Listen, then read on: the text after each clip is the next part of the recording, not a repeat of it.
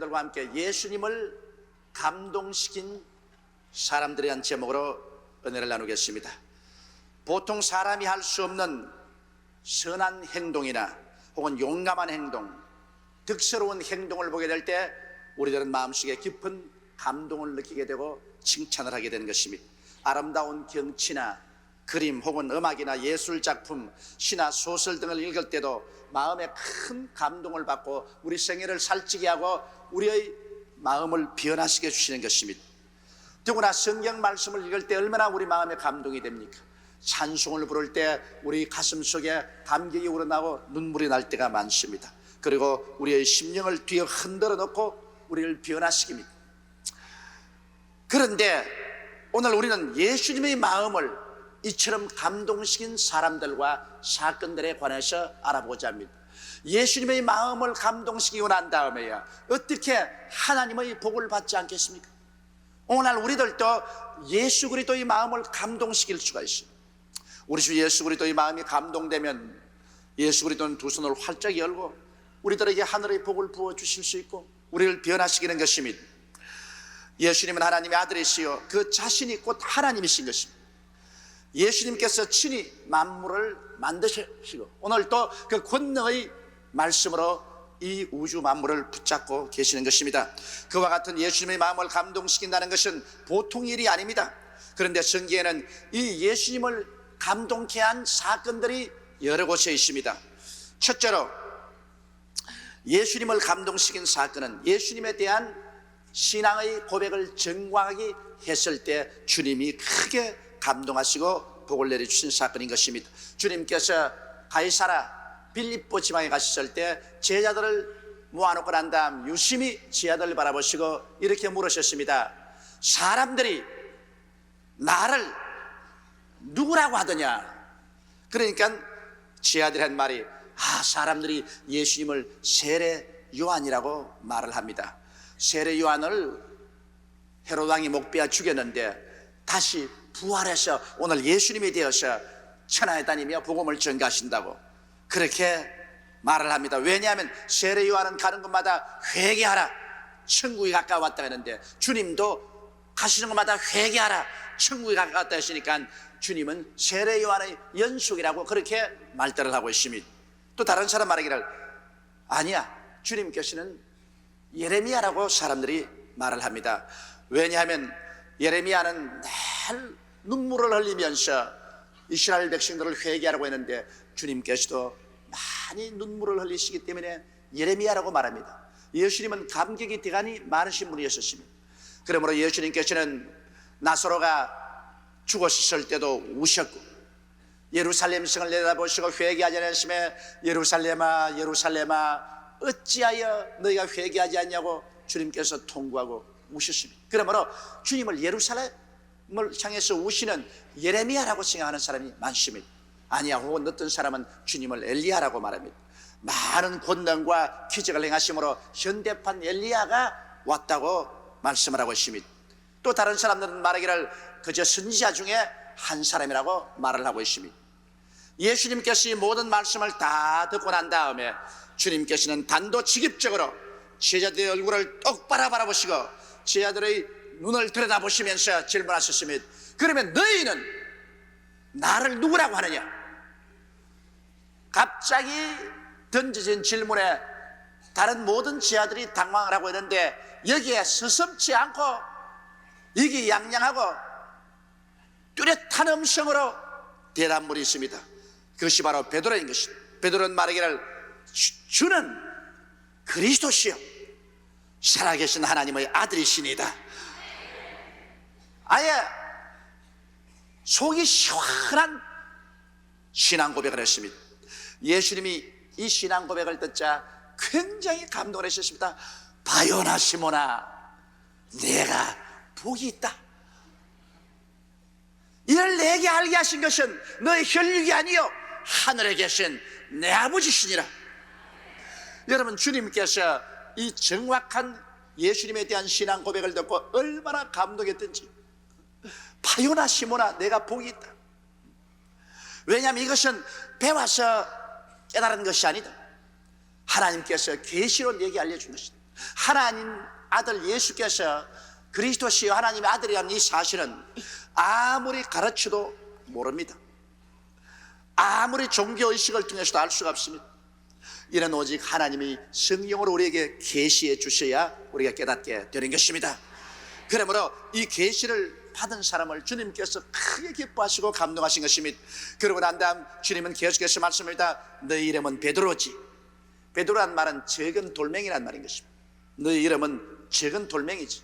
그러나 주님이 당신을 가르치면서 이 반석 위에 내가 내 교회를 세우리니 음부의 권세가 이기지 못하랴. 그리고 이 신앙 고백을 하는 적은 돌멩이는 이 반석 위에 차곡차곡 쌓여져서 함께 그리스도의 몸된 교회를 형성해 나가는 것입니다.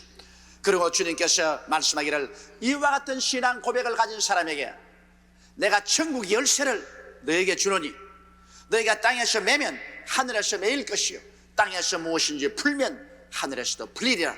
이 놀라운 은총과 복을 주님께서 나누어 주셨습니다.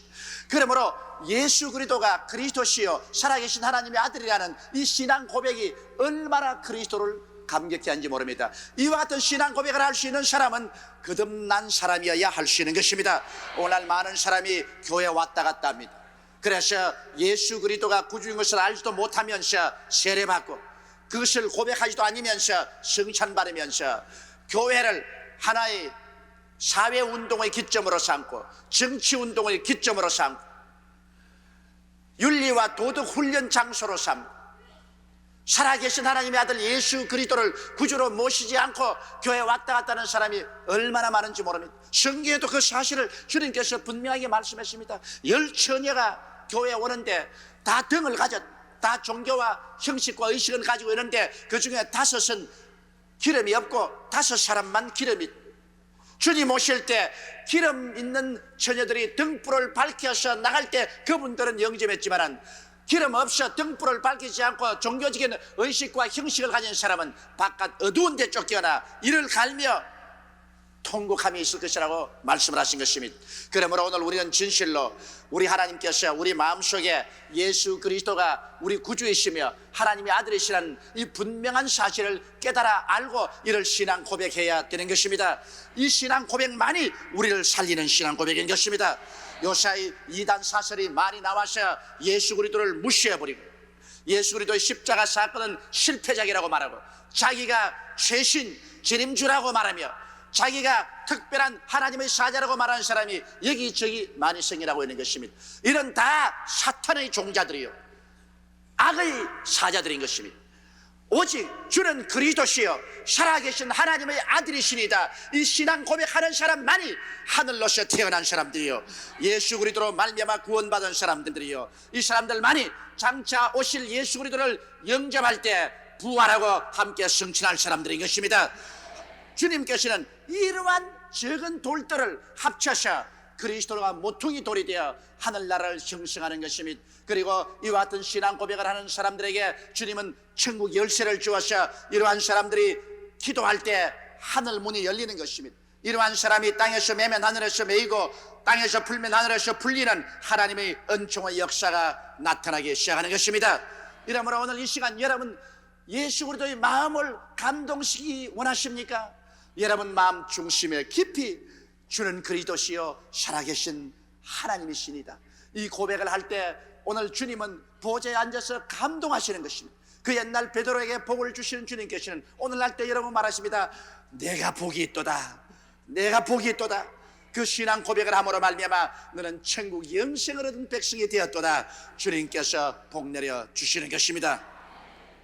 둘째로 예수님의 마음을 크게 감동시킨 것은 예수님의 절대 주권을 고백한 사건이 그리스도의 마음을 감동시킨 것입니다. 예수님께서 한번 가버나움에 들어가셨는데 사람들이 인산인해로 모여오기 시작합니다. 그런데 그게 로마의 백부장 한 사람이 예수님께 뛰어나와서 로마 군인의 정장을 하고 투구를 선 채로 그 많은 사람 앞에 예수님 앞에 무릎을 꿇어 앉았습니다. 여러분 로마 사람이 더구나 로마의 주둔군 육군 대위가 예수 그리스도 앞에 공중에서 무릎을 꿇었다는 것은 이건 여간한 일이 아닌 것입니다. 이건 잘못하다가 이 사람 계급장이 다 떨어지고 체포되어서 본국으로 송환될지 모르는 것입니다. 그럼에도 불구하고 그는 예수 그리스도 앞에 무릎을 꿇어 많이 간구해서 말하되, 주여, 내 종이 심히 병들어 중풍 들려 죽게 되었습니다. 내 집에 와서 내 종을 고쳐주옵소서.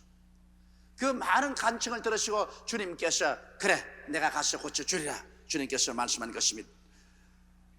우리 주님께서 내가 가서 고쳐주리라 이렇게 말씀하자마자 이 백부장이 하는 말이, 주여, 천한 우리 집에 감히 어떻게 주님이 오겠습니까? 주님 말씀 한마디만 하여 주시옵소서.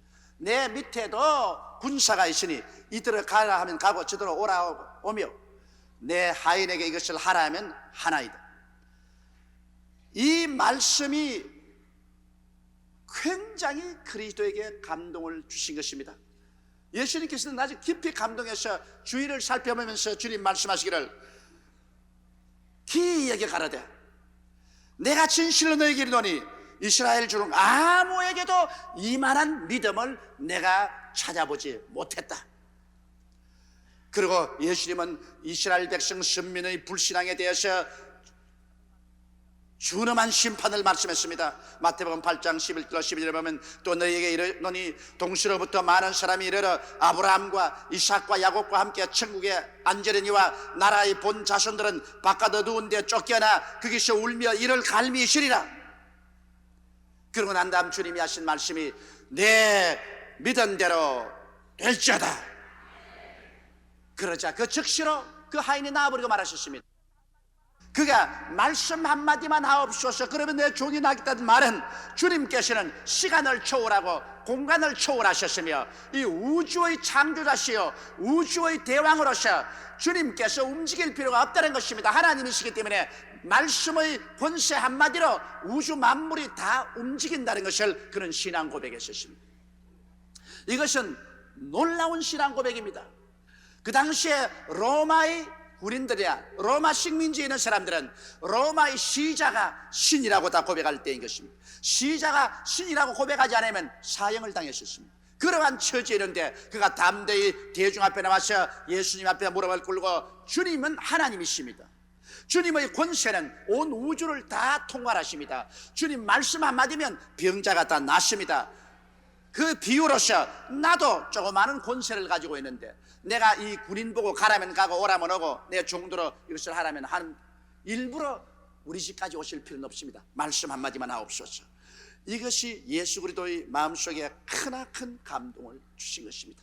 오늘날도 여러분, 우리는 이 백부장과 같은 이런 신앙을 가질 때 우리 주님은 크게 감동하시고 우리의 신앙 고백에 기이기 느끼십니다. 내가 이스라엘 중에 이만한 믿음을 발견해 보지 못했다고 주님께서 말씀할 것입니다. 오늘 우리는 자꾸 예수님을 찾으려고 저 구말리 장천 하늘에 올라가려고 하고, 혹은 옛날로 파고 들어가서 저 2000년 전 고고학적으로 들어가서 예수님을 찾으려고 합니다. 혹은 그렇지만 예수님을 찾으러 어떤 산으로 가고 들로 가려고 합니다. 꿈에나 예수님을 볼까, 환상에서 예수님을 볼까, 그렇게 말씀을 하고 있는 것입니다. 그러나 천지와 만물을 지으신 우리 주님께서는 이미 우리에게 말씀을 주셨습니다. 이 말씀이 곧 하나님이신 것입니다. 이 말씀 속에 모든 하나님의 권세와 능력과 위엄이 들어있는 것입니다. 우리가 마음이 깨어지고 주님께 항복해서 이 말씀을 백부장처럼 믿음으로 받아들이면 오늘날도 이 말씀을 믿는 우리들을 바라보고 주님은 기이하게 느끼시고 그 믿음에 놀라워하시고 축복해서 말씀하기를 내 믿은 대로 될지어다고 말씀하시는 것입니다. 마태복음 28장 18절로 20절에 보면 예수께서 나와 일러 가라사대 하늘과 땅의 모든 권세를 내게 주셨으니 그러므로 너희는 가서 모든 족속으로 제자를 삼아 아버지와 아들과 성령의 이름으로 세례를 주고 내가 내게 분부한 모든 것을 가르쳐 지키게 하라. 볼지어다 내가 세상 끝날까지 너희와 항상 함께 있으리라고 말씀하신 것입니다. 이러므로 보십시오. 우리 주님께서는 하늘과 땅의 모든 권세를 다 가지고 계십니다. 백부장이 고백한 것은 사실인 것입니다. 그리고 주님께서는 시간과 공간을 초월해서 우리 가운데 항상 같이 계십니다. 예수님께서는 우리 기도를 듣고 우리를 도우기 위해서 하늘에서까지 뛰어내려오실 필요가 없습니다. 2000년 전 그 역사의 뒤 안골목에서 우리에게 뛰어나올 필요도 없는 것입니다. 예수님은 우리와 함께 거하시고 우리 안에 거하시고 우리도 예수님 안에 거하는 것입니다. 그리고 예수님은 오늘날 그 말씀을 주셔서 그 말씀 안에 주님께서 거하시는 것입니다. 이렇기 때문에 우리는 말씀을 사랑하고 말씀을 존경하고 말씀을 읽고 말씀을 듣고 말씀을 묵상하고 말씀을 마음속에 받아들여서 말씀을 따라 살게 될 때 바로 말씀 안에서 하나님이 우리와 교제하시고 우리에게 나타나시고 말씀을 통해서 하나님께서 우리에게 믿음을 주시고 우리에게 복을 허락하여 주시는 것입니다. 그래서 오늘날 또 예수님 말씀을 통해서 우리를 구원하시고 예수님은 백부장의 종을 고친 것처럼 우리를 치료해 주시는 것입니다. 우리 주님은 성경 말씀 가운데 보면 정말 치료의 하나님이신 것입니다. 예수님께서는 치료하시기를 얼마나 원하셨던지 항상 예수님께 병 고쳐달라 할 때 거부하지 아니하시고 주님은 직접 먼 곳이라도 찾아가서 고쳐주시고 주님께서 또 찾아와서 치료해 주시고 예수님이 모인 곳에 병자가 오면 치료해 주시고 예수님이 집에 들어와서 계실 때 병자가 오면 치료해 주시고 그리고 예수님이 안식일 날 회당에 가서 말씀을 증언하실 때 병자가 나오면 말씀 증가하기 전에 병자 고쳐주신 것입니다. 그래서 주님께서는 안식일조차도 상하지 않고 병을 고치기 때문에 유대인들이 예수님을 죽이려고 하는 것입니다. 그처럼 예수님께서는 우리 영혼이 잘됨같이 우리가 범사에 잘되며 강건하게 되기를 간구하고 계시는 주님이신 것입니다. 우리 주님은 이와 같은 구원을 베풀기 위해서 오늘 또 이 시간에 우리 가운데 와 계신 것입니다. 믿음은 들음에서 나며 들음은 그리스도의 말씀으로 말미암기 때문에 여러분께서 그리스도의 말씀을 듣고 말씀 안에 계신 예수 그리스도를 액면 그대로 받아들이십시오. 말씀을 받아들이고 말씀을 믿고 말씀에 여러분의 운명과 생명을 내어 던져 맡겨버리십시오. 말씀 한마디만 하시옵소서. 그러면 내 종이 낫겠나이다. 말씀 한마디가 우리를 고치고 우리를 치료하시고 우리를 살리시고 우리에게 복을 주시고 우리에게 승리를 허락하여 주시는 것입니다. 이와 같은 권세와 능력을 주님께서 말씀 안에 두시고 오늘 우리와 같이 계심으로 우리는 결코 외롭지 않습니다. 우리는 결코 버림받지 않으셨습니다. 우리는 하나님 없는 백성이 아닙니다. 우리는 말씀 안에 있고 말씀이 우리 안에 있고 하나님이 우리와 함께 계셔서 우리는 하나님과 함께 사는 백성들이 된 것입니다. 여러분은 하나님의 사람들이요 여러분은 예수 사람들인 것이요 여러분은 성령이 같이 계시는 사람들인 것입니다. 결코 고아와 같이 버림받지 않으셨습니다.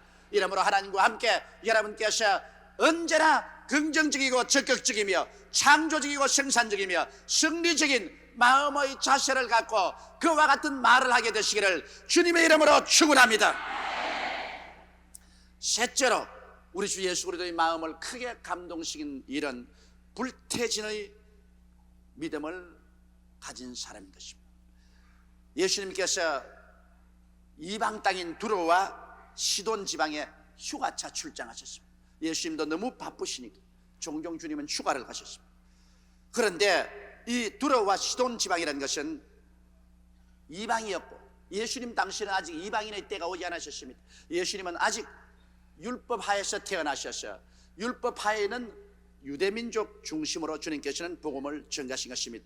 예수님이 십자가에 못 박여서 죄를 수하고 난 다음부터 이방인의 시대가 온 것입니다. 온 이방 세계 만방이 다 예수를 믿고 구원받을 수 있는 시대가 온 것이기 때문에 예수님이 두로와 시돈 지방에 가셨을 때는 아직 유대인과 중심이지 이방인하고는 주님이 관계가 없으십니다. 그런데 시돈 지방에 가시는데 예수님인 것을 알고 난 다음 거기에는 가나안의 스로보니게 여인 한 사람이 호함을 쳐서 주님 뒤를 따라옵니다. 다윗의 자손이여 나를 불쌍히 여기소서. 다윗의 자손이여 나를 불쌍히 여기소서. 그런데 예수님은 얼음장같이 냉정한 태도를 취합니다. 그렇게 주님은 뜨거운 마음으로 병든 자를 고치려고 가시고 또 병자 고치러 오시고 모인 곳에 병자가 오면 치료하시고 안식일 날 또 회당에 가서 병자가 있으면 치료해 주시는데 이 두론과 시돈의 가나안 여인이 부르짖을 때는 얼음장같이 차지찹니다. 그건 왜냐? 예수님은 아직 신약 시대를 도입하지 않으셨습니다. 구약의 모든 것을 청산하기 위해서 오신 분이기 때문에 아직 이방인하고는 주님께서 직접적인 연관성을 가질 수가 없은 것입니다. 그러므로 예수님은 한 말씀도 대답지 않으셨습니다. 그러자 이 여인이 하도 처량하게 울면서 따라오니까 제자들이 보기에 딱하단 말입니다. 그리고 아마 제자들 중 몇 사람을 잡고서 안타까이 호소했을 것입니다. 마태복음 15장 24절에 보면 예수께서 아무 말도 안 하고 냉담하고 지나가니까 제자들이 견딜 수가 없어서 예수님께 부탁을 했습니다. 중보를 했어요. 주님이여, 저 여자가 심히 울부짖고 오니 주님께서 좀 돌봐주시면 좋겠나이다. 그러나 예수께서 대답하여 가라사대 나는 이스라엘 집을 잃어버린 양 외에는 다른 데로 보내심을 받지 아니하였노라. 지금은 아직 유대인의 때지 이방인의 때가 아니므로 나는 이방인들 치료하러 오진 않았다. 야, 주님께서 냉정하게 대답했습니다. 아마 제 아들이 그 서로 보는 게 여인에게 말했을 것입니다. 소용없습니다. 우리 주님이 원래 병자라면 주무시다가 깨어나서 고치는 분인데 이렇게 당신에게 냉정하게 대하는 것은 아직 이방인의 때가 안 왔기 때문에 이거는 안 됩니다. 아무리 호소해봤자 소용이 없습니다. 돌아가십시오. 그런데도 불구하고 이 서로도의 여인은 뛰어나와서 예수님이 가는 앞길을 막고 그 앞에 엎드려서 절을 했었습니다. 그러고 난 다음에 말하기를 주여 나를 도우소서. 그러자 예수님께서 말씀하신 대답은 몹시 모욕적인 말인 것입니다. 내가 자녀의 떡을 취하여 개들에게 던짐이 마땅치 아니하니라. 예수님께서는 병 고치는 것은 자녀에게 주는 떡이라고 말했습니다. 떡이란 말은 밥이란 말인 것입니다.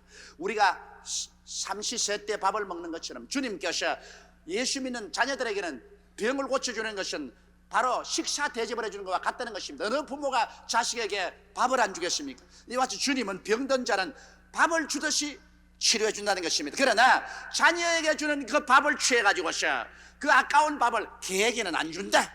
이방인은 아직까지 개다. 그러므로 이방 개에게는 자식들에게 주는 밥을 주지 않는다. 그렇게 말하는 것입니다. 세상에 모욕도 그런 모욕이 없습니다. 안 고쳐주면 안 고쳐주지 개라니요. 너 같은 개는 내 무관심하다. 그러므로 아무리 네가 기도해봤자 그건 개 짖는 소리다. 나는 너하고 상관없다. 그런 말하는 것입니다. 그런데 이 여자의 대답을 보십시오. 마태복음 15장 27절에 보면 여자가 가로되 주여 올소이다마는 개들도 제 주인의 상에서 떨어지는 부스러기를 먹나이다. 이게 어마어마한 말입니다. 이 말 정말 우리에게 깨달음이 오는 말입니다. 왜냐하면 우리도 어릴 때 밥 먹으면 시골에서 개가 늘 주위에 와서 앉아가 있어요. 옛날에 시골에야 여름에는 정원에다가 끄적을 깔고 그 위에 우리가 밥을 갖다 먹지 않습니까? 그럼 개들이 끄적 주위에 앉아가 늘 꼬리를 이렇게 흔들면서 쳐다보고 있습니다. 그럼 우리가 밥 먹다가 조그마한 부스러기도 던져주고 그렇지 않으면 고기라도 뼈다귀를 주면은 개가 그거 받아 먹거든. 그 부인이 바로 그 말을 한 것입니다. 개에게는 안 준다니까. 주님 그 말씀 옳긴 옳습니다만 그러나 개들도 부스러기 얻어먹지 않습니까? 애들 밥 먹다가 조금씩 던져주는데 나는 밥을 달라는 건 아닙니다. 부스러기라도 좀 주십시오. 아무리 이방인의 때가 안 하셔도 이방인 개라도 부스러기 얻어먹으니까 하나님의 자녀들에게 주는 밥의 부스러기라도 좀 주십시오. 모욕을 당하고도 겸손하고, 그리고 이 여인은 예수님의 선하심을 끝까지 믿는 것입니다. 아무리 주님 저렇게 말씀하셔도 속은 그렇지가 않다. 속은 참으로 우리를 사랑하고 우리를 좋아하는 하나님이시다. 그리고 그는 아주 재치 있는 대답을 했습니다. 그러자 예수님께서 크게 감동했습니다. 여자여, 내 믿음이 크도다. 내 소원대로 될지어다. 예수님의 마음을 뒤흔들어 놓았습니다. 얼마나 감격적입니까? 주님이 그렇게 냉담하게 대하고 안 준다고 딱 거부를 해버렸는데도 불구하고 얼마나 재치 있는 대답인 것입니까? 개라고 해도 좋습니다. 나는 개입니다. 개들도 밥상에 떨어지는 부스러기는 먹는다고 할 때 주님은 그 믿음의 고백에, 그리고 절대로 뒤로 물러가지 않은 불태전의 믿음에 주님께서 크게 감동을 한 것입니다. 오늘날 우리는 쉽게 조금 기도하다가 일이 안 되면 낙심해서 뒤로 물러가고 마는 것입니다. 그러나 이 여인처럼 불러서 대답이 없어도 계속해서 부르고, 그래도 안 되면 또 이웃 사람을 합쳐서 함께 기도해 달라고 하고, 함께 기도해도 안 되면 또 직접 나가서 주님께 부르짖어 기도하고, 직접 부르짖어 기도할 때도 주님께서 너는 안 준다고 말하고 너는 개라고 말해도, 그런 모욕을 당해도 그는 조금도 섭섭하게 생각하지 않고 주님의 선하심을 확실히 마음속에 믿고 끝까지 매달릴 때 주님은 그런 믿음에 응답하여 주시는 것입니다. 이 믿음이 그리스도의 마음을 크게 감동시켰던 것입니다. 여러분, 예수님의 구주 되심과 하나님의 독생자 되심을 고백할 때 예수님은 크게 감동하십니다. 그리고 또 예수님의 신적인 주권과 권세를 시인하고 믿고 고백할 때 예수님을 감격해 합니다. 또 나아가서 자기를 겸비하게 낮추고 주님의 선하심을 끝까지 믿고 낙심치 않고 뒤로 물러가지 아니하며 주님의 은혜를 구하는 그 믿음을 보실 때 주님은 마음에 감동을 하시는 것입니다. 예수님의 감동은 곧장 크신 복과 치료와 기적을 허락하시는 것입니다. 오늘날도 우리는 그리스도를 감동케 한 이러한 사건들을 생각하고 확실히 예수를 주로 그리스도를 시인하고 예수님의 신적인 하나님 대신 권세를 우리가 인정하고 그 말씀을 받아들이며 낙심하지 않은 믿음으로 끝까지 주님의 뒤를 따르고 기도할 때 주의 마음을 감동시키고 주님께서 기뻐하시고 하늘문을 여시고 우리에게 우리 소원을 주님께서 만족해 주실 것입니다.